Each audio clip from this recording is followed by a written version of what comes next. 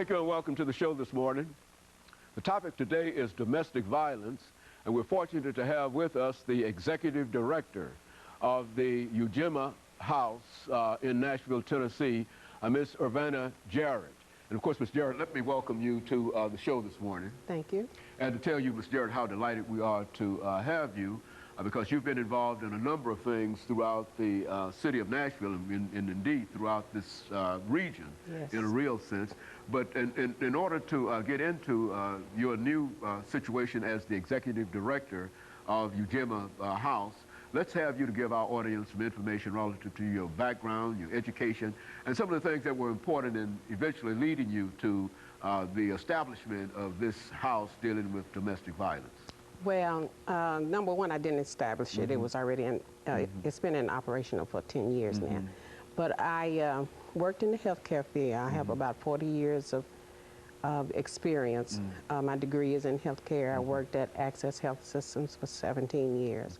Worked in Mahara for 17 years. So I've been a community person all these years.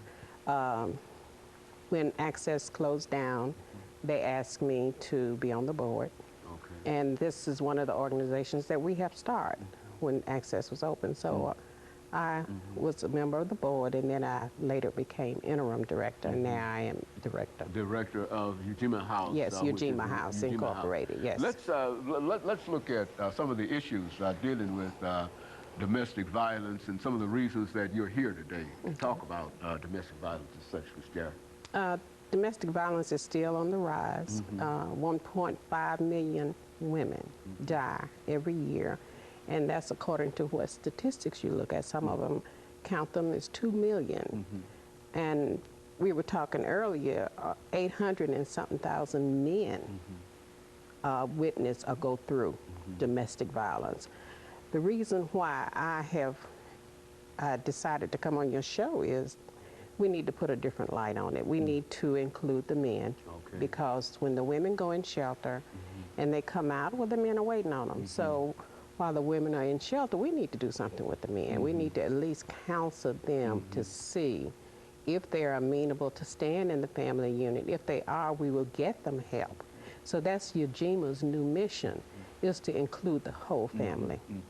And so in a real sense, the very, very fact of domestic violence is something that cannot be separated from men and women. And even though you might be able to shelter the woman, as you said before, she has to come back. That's right. She has to go back out into that environment.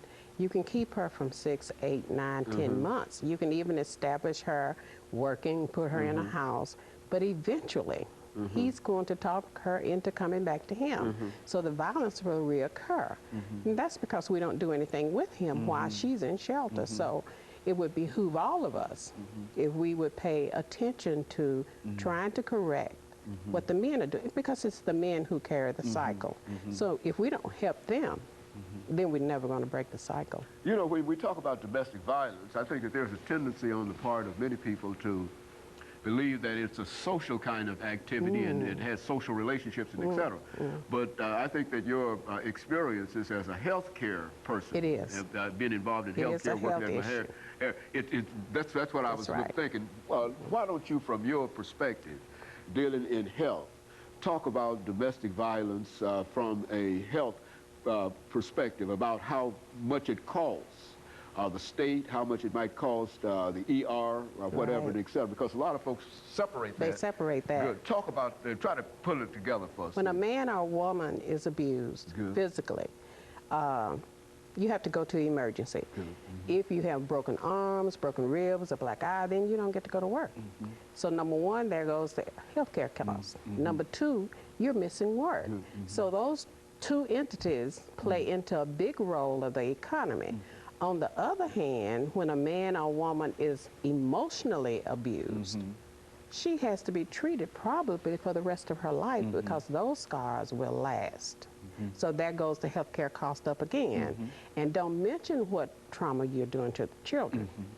And so it's a real problem as we get ready to make this first commercial break, it's a real problem that is far outside of this whole thing about men and women being cruel and mean to one another, that it has a tremendous impact. On the As a matter of fact, Meharry has moved into that direction to start talking about some of these issues as they will, I think as you've indicated, that what it does to ER and all across the board. And that's and I think that's a significant development. It is. If we can make people understand that. And that it's all related.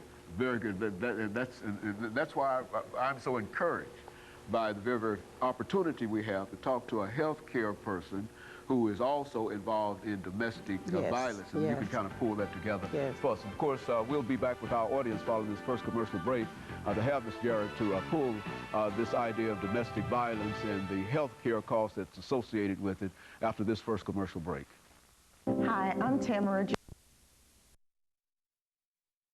Talking about domestic violence.